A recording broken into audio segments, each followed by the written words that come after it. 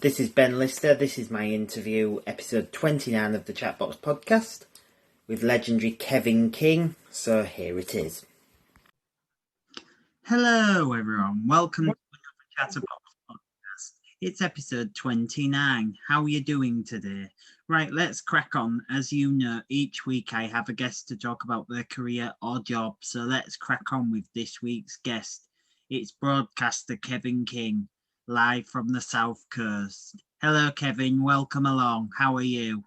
I'm very well, thank you, Ben. Thank you very much for the invitation. Very good of you. That's good. 5 questions about radio and broadcasting, if that's okay. Absolutely. You ready to rumble in the jungle? Yeah, let's do it. Go on. Let's go for it. Question 1. Where did you start your broadcast career? Oh, okay. So we're going way back in the mists of time. Like a lot of people, I started in hospital radio because that was the best way to learn your craft, as it were. And I started at a hospital in a place called Harefield, which became very famous, Harefield Hospital. It was a heart transplant hospital and it was pioneering. And some of the very first heart transplants in the UK happened there. And very famously, Eric Morecambe of Morecambe and Wise, he was treated there, and he became my first ever radio interview. Interviewed Eric Morecambe, which is something that is just sticks with me forever because he was just an absolute joy. Really sad that we haven't got him around anymore, but that's where it all began, at hospital radio. And then, of course, he's desperate to become professional and get into the medium, as it were, full time. So you send out demos all around everywhere. There were far fewer radio stations back in those days. I'm talking late 70s, early 80s. So we're talking much fewer radio stations, much fewer opportunities. And a friend of mine had managed to get a gig in Swansea Sound, as it was back then. And he phoned me up one time and he said, "Do you fancy doing the overnights?" So I said, "Oh, that sounds, it's a way to get in." So I drove all the way to Swansea. I was in London at the time. Harefield is just north of London. And I drove all the way to Swansea and I met the program controller. And he said, "Right, what are you doing next week?" And I said, "Go on." He said, "Well, the mid-morning guys got a few days off. Why don't you do the mid-morning show?" So I went, "Okay." And so I did, and did the mid-morning show. Then I did the afternoon show for a little while, just doing cover work. And then indeed they did go 24 hours and I got the overnight gig and worked there, did that for about a year, and then moved to someone left. So I got the lunchtime show and then I got the breakfast show, and that was it. So Swansea Sound really was my very first professional start in this crazy business called radio, but a really lovely place with really lovely people. So yeah, Swansea in Southwest Wales, beautiful part of the country. If you've never been, go there. Some of the best beaches you'll find. Fabulous. Yeah, it's good at the moment as well with all this summertime. Isn't it? About time we had some sunshine. So hurrah. We're not allowed to complain yet, though.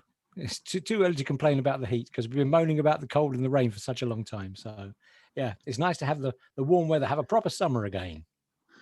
I think people are going to be complaining about other things in the next few weeks. There's always something to complain about.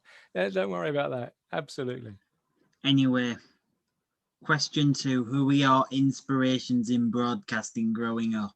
Oh, golly gosh. Okay, so back in the day, so I grew up in London, northwest London. That's where I was born and grew up. And sort of listening to Luxembourg late at night, and then latterly Radio 1. Started with Tony Blackburn, who later in life I got to work with, which was a bit bizarre, really. But the real inspiration from any one of the DJs through my early years, just listening and thinking how amazing, was, of course, Kenny Everett, who I'm sure has been cited by all of your guests on the podcast, because he was just a genius. He was an absolute genius. And if you think about the equipment he had then compared to all the computers and stuff that we have these days, he was working with tapes, reels and reels of tape, and chopping them up with a razor blade and a Chinograph pencil, and making amazing jingles and sketches and just fantastic features with loads of reel-to-reel tape recorders, and just genius, absolute genius. And if he was around today, God rest his soul, just imagine what he'd be doing with the equipment that we have nowadays with computers and everything else. It's just mind-blowing. He was such a pioneer in radio. But otherwise, apart from Ken, people like Noel Edmonds was also, I love creative broadcasters, people who do more than just, say what that song was and what this song is coming up. So people who are a bit more creative in radio, those are the ones that really inspired me from the early days. But if you're going to use one name, it has to be Kenny Everett, because he was just genius. I think nowadays Kenny Everett would be ignoring every rule possible. I think you're absolutely right. He was a maverick. There's no doubt about that. Absolutely superb. Love him. And also Tony Blackburn. Wow, what a broadcaster. Tony, he's been around forever, of course. He is the grandfather of radio, and a lovely guy. When you get to meet Tony, he is exactly what he is on the tin. You listen to Tony on the radio and you meet him in real life. I've sat around meetings with Tony when I was on Capital Gold, and he's just Tony. He doesn't switch off. He's always the same. Nice guy, really nice guy. And also I like his cheesy style where he says a statistic about the artist after every song. Oh yes, Tony has his own style. Love him or hate him, he absolutely has his own style, and you can't knock him. He's been doing it. 1967 he opened Radio 1, and before then, of course, he was on the Pirates, on Big L and Radio Caroline. So I think it was at 1964 he started, 64, 65. So nudging towards 60 years in radio. That's quite something. So yeah, amazing. Yeah. Been around forever as old Tone. Also, there's two legends as well who worked alongside him at Capital and Radio 1. Bruno Brooks and Paul Gambaccini. Indeed. So many legendary names. I don't know if you've ever worked with any of those two. Not with Paul or with Bruno. Nope, I haven't, sadly. But trouble is, Have you ever met them? No, never met either of those. I know people who have, and both. Everyone has nice things to say about both Bruno and Paul. But yeah, lovely people. And also, do you have a Tony Blackburn story for the listeners? A Tony Blackburn story? Wow, put me on the spot. No, not particularly. Just he would always be joking all the time. I remember we sat around a boardroom. We were having a meeting. I think it was a RAJAR, which is listening figures meeting for Capital Gold. And I can't remember what the actual words were, but I know Tony, because he's just always cracking jokes. He's so renowned for his cheesy one-liners and his daft jokes. He posts them all the time on Twitter and social media. But I think there was, I think someone who was holding the meeting was deadly serious. And Tony looked up and cracked a joke, and the whole room went very quiet. Sorry about that. But yeah, always smiling, always fun. That's how you should be in life anyway. He's never missed an episode of Coronation Street. So I understand. Yes, he'd be good on Mastermind, wouldn't he? Absolutely. He should make a cameo in one of these SERPs. Wouldn't that be great? If you've been watching it all your life and you've seen every single episode, yeah, wouldn't that be fab? Yeah. Neil Fox actually told me a funny Tony Blackburn story. It involved a car, Tony Blackburn's car, and him showing them the sat nav around London.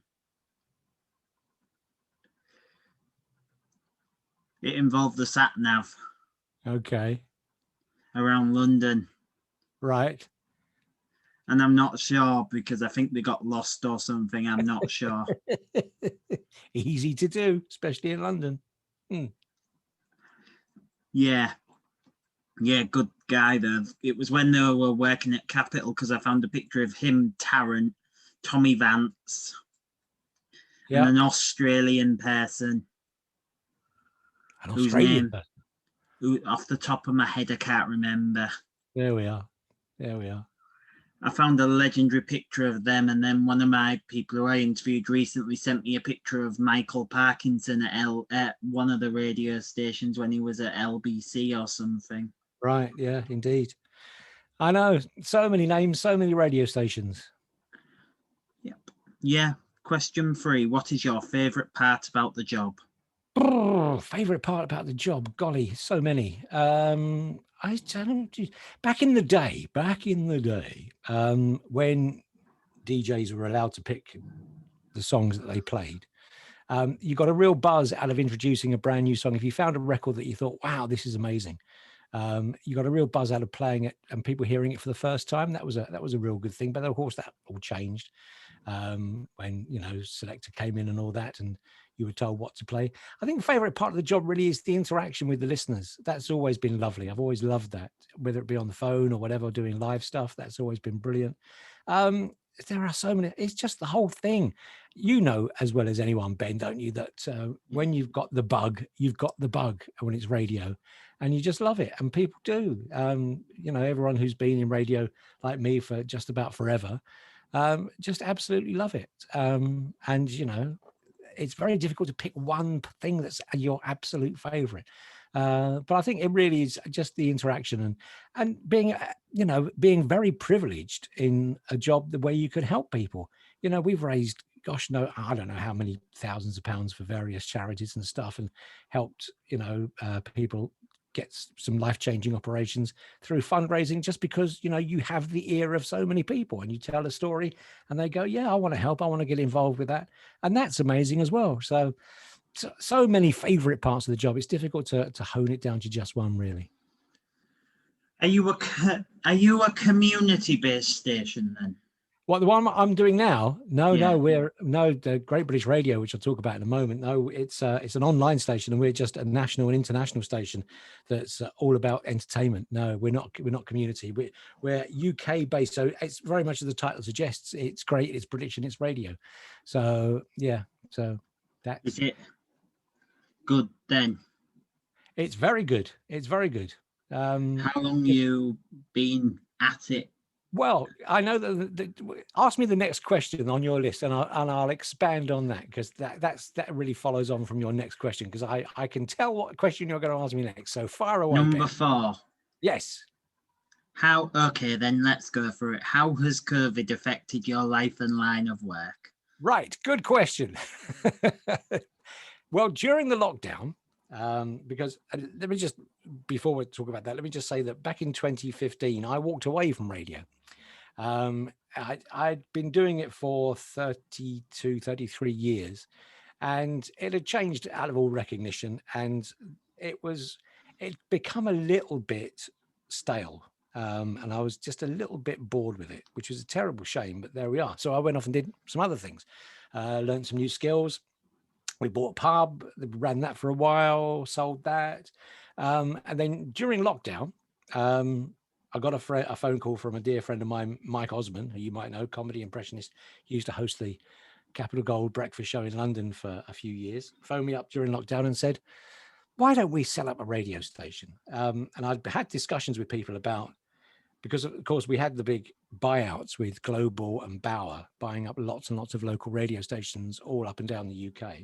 And I've been saying that the future of radio really is online. It is online. That's where the future lies, because with the advent of 5G and everything else, and with people listening via their phones, because a phone is not just a phone anymore, it's everything you want and you need in your pocket, and the development of car radios and the way things are going, the future is going to be online. And I said, well, why don't we set up a radio station that's different to all the other radio stations? And he said, okay, go on then. So I said, well, how about what we do is we don't have presenters as such, but we have an ongoing, you can dip in, dip out anytime, an ongoing magazine radio station with loads and loads and loads of celebrities being interviewed, and just bits of that and all different bits, really interesting people to talk to, and a mix of hits from 6 decades, a proper variety of songs, not the same ones going round and round and round, which certain radio stations do, but a proper variety of songs.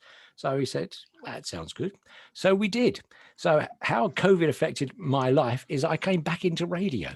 That's how it affected me, because we set up Great British Radio, which has been going now for just a couple of months and is doing amazingly. And we've had all sorts of celebrities on there, people like Alex Ferguson.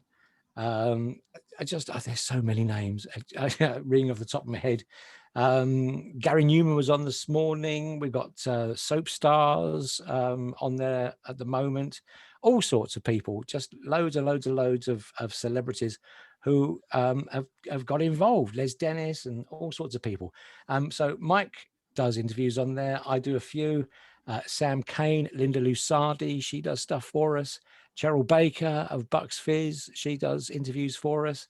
And she's brilliant as well. She did a fantastic interview with Chris Akabusi, and just loads and loads and loads of different interviews. So what we do is we do a long interview and then we chop it up into bits, and each segment stands alone. And so if you turn on Great British Radio, you'll get a great song, and then all of a sudden you'll get someone, you go, oh, it's Chris Akabusi, or it's Jeffrey Archer, or it's Cliff Richard, or it's Alex Ferguson, or it's Heidi Range of the Sugar Babes fame, or it's Brian Connolly.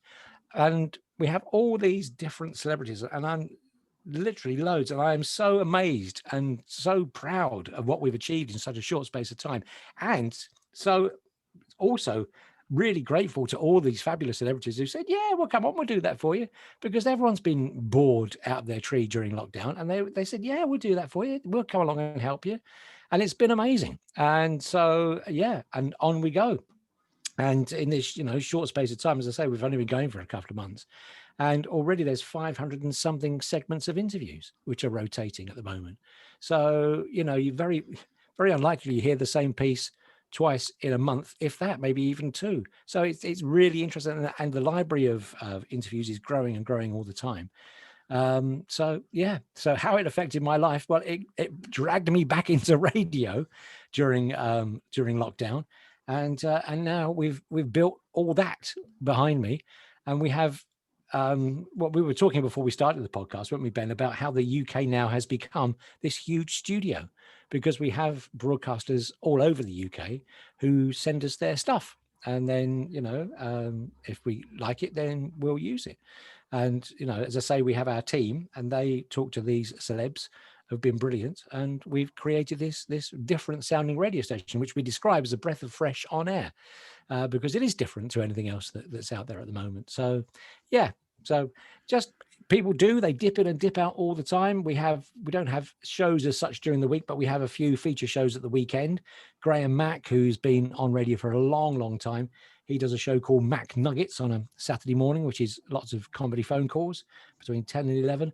We have a guy called Lee Salisbury. Lee was a director of all the soap operas for 10 years. So he knows everybody in the world of soap. So we have a special 1 hour soap called The A to Z of Soaps on a Saturday afternoon at 3. On a Sunday morning, we have a fantastic 2 hour show where we connect veterans, ex-military, so Army, Navy, Air Force veterans, all up and down the UK, find out what they're doing now after they leave the services. And then on a Sunday afternoon, we have a classical show for an hour or hour and a half with Joanna Forrest, who's a well-known soprano, and she interviews people in that world. Then we have Sean Tilley on a Sunday afternoon doing Top of the Pops playback, where he relives a Top of the Pops from 50 odd years, picks a year and a month, and talks to someone who was on the show this week, the legend that is Pete Murray. He's going to be joining Sean. Last week it was Hazel O'Connor, and people like Samantha Fox, and all sorts of people who are on Top of the Pops over the years. They just come on and they reminisce about their time. Then we have the retro chart, and then we look at this week's chart on a Sunday as well. And Lucy Kane, who is Linda Lusardi and Sam Kane's daughter, she does a program called You Heard It Here First, where she talks to brand new up and coming and emerging artists. So sort of giving a bit of a platform for brand new artists to have a bit of a chance to get a bit of airplay. So yeah, variety, I think, is with a capital V, is what we do on Great British Radio. And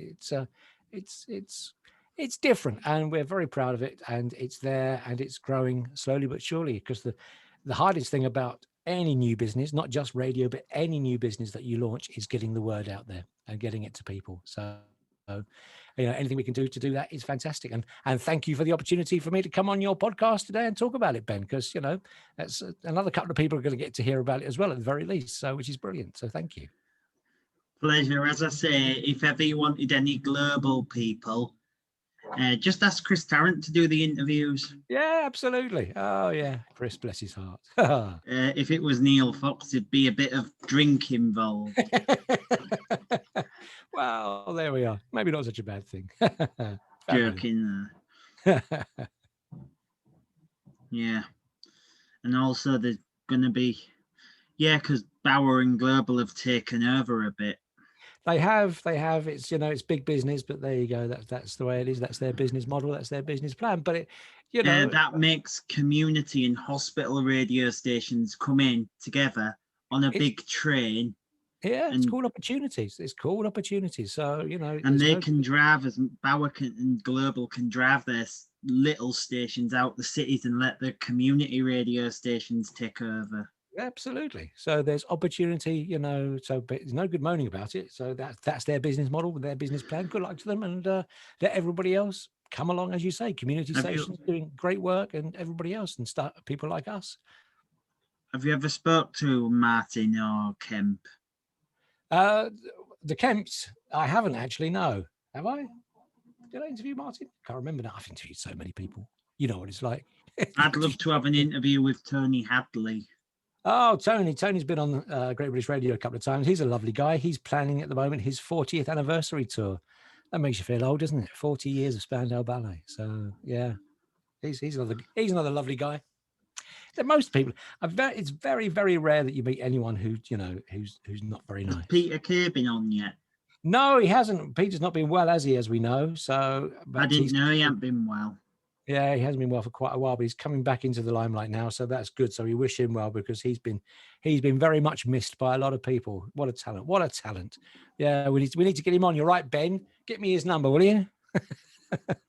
I can get you the guy who played Den Perry on Phoenix Nights. Oh, bless Phoenix Nights! What a great Ted show. Robbins. Yeah, absolutely fantastic. Sorry. Yeah, I'm getting sidetracked. There's a lot of good people out there that you should get on Great British Radio. Absolutely. And that's the joy of it. You're absolutely right. There are so many good people out there, and that's what makes it fascinating. Linda Lusardi, I remember her when she was on Dancing on Ice, I think. Yeah, absolutely. And Emmerdale, I think. Yeah. She was actually in the bill as well. Yeah. Oh, Linda's lovely. One of the actors who was in the bill died just today. Oh, that's very sad.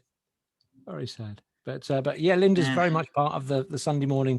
We call it Connect Forces, about the veterans. So she's very much one of the presenters on that on a Sunday. So, yeah. Did you ever watch the bill? Oh, no, I didn't really. It wasn't really on my radar back in the day. I was too busy doing this madness. Fair enough. So what's this last question you got here for me? What advice would you give to young aspiring broadcasters who are starting out?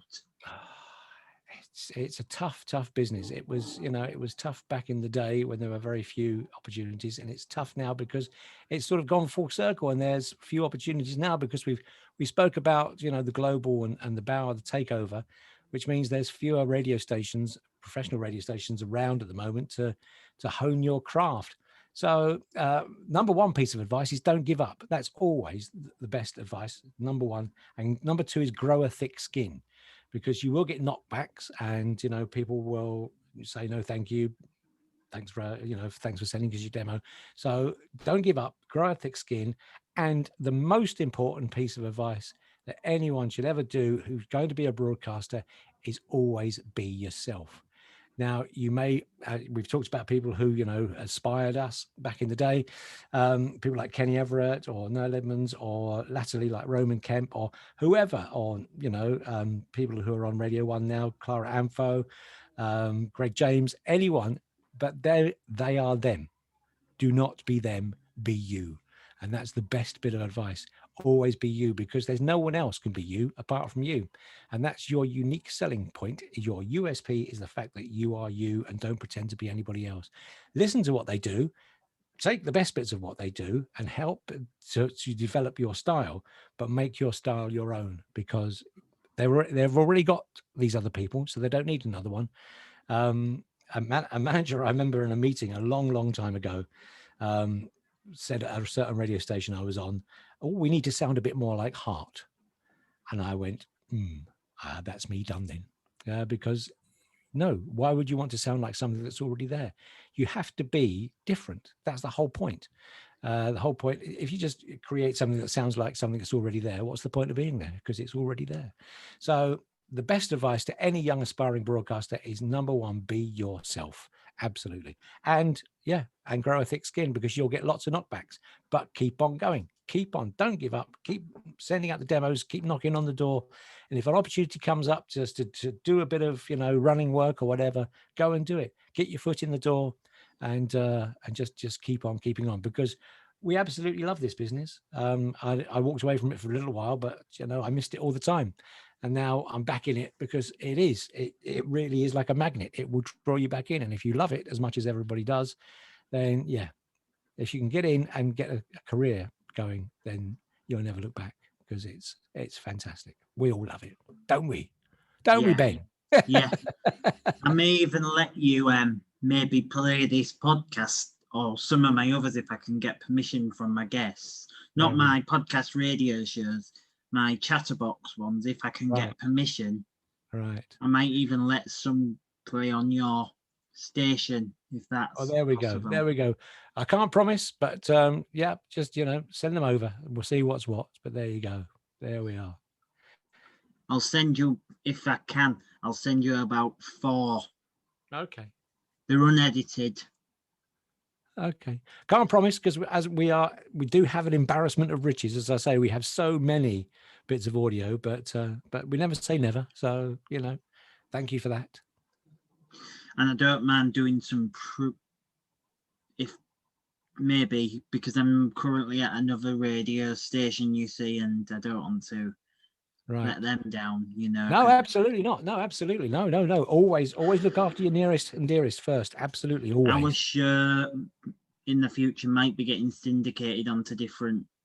Fantastic. Well, work at that. That's another bit of advice for you, Ben. Work at that. Absolutely. If there's opportunities coming up, don't spread yourself too thin. Focus on, what's coming up and really go for it. So yeah, good luck to you.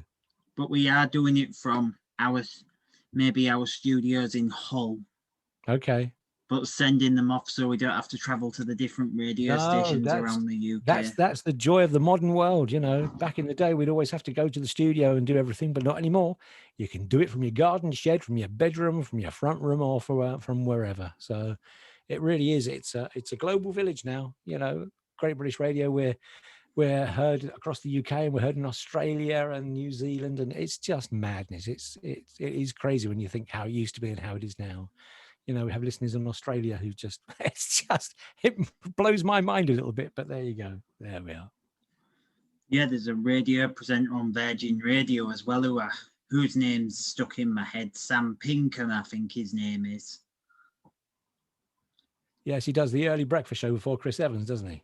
Yeah, because I only know because his sister's the Formula Sky Sports F1 pit lane reporter. Ah, right. There we Natalie Pinkham. There we go. Did bits and bobs for Channel 5, I believe. There we are. Good. Yeah, how's your programming coming on anyway? Yeah, all very good. Thank you. As I say, it's all very exciting, and it's we don't have shows, as I say, as such. It's one long continuous. So yeah, you just dip in and dip out and see what's there. So what news? News, we just have headlines, breakfast and drive, and then there's travel news that comes up. So, if people are out and about, because of course, with Bluetooth technology now, you can listen in your car because you just connect your phone to your car and, Do you use Sky News Radio? No, we use Radio News Hub, are our news suppliers. So they do that, and Radio Travel News, a company who do the travel news across the UK. So, yeah. So keep up to date with what's going on, and just entertainment and great music. I'll give it a listen later on. Absolutely, yeah, do so. Absolutely, yeah. Great British Who's Radio. on now? Well, I don't know who's on next. I'll turn around and have a look. Well, in about what time is it now? In about 15 minutes, Mike Osmond is chatting with Cliff Richard. So there you go. The legendary Cliff. Sir Cliff Richard, indeed. There we are. Right. Are we done, sir? Because I better go and crack on with this, because the fun never stops. It's a 24-hour job. I'm going to wrap up, then take a picture. Okay. Do my outro and then take a picture with you, and then you're free to go. Okay. That's it for today. Thank you for joining us today, Kevin. My pleasure. Do join me again soon for another Chatterbox podcast very soon, but thank you for now. Please give it up for Kevin King. Thank You're you very very kind, much for listening. And that's a Wrap. wrap. That was my interview with Kevin King. 3 more uploads to come from me tonight. So, yeah, my interview with Fiona Mills, Darren Leatham and John Gilbert. And then my John Wilding interview later on. So, hope you enjoy it. Thanks very much for watching. Bye.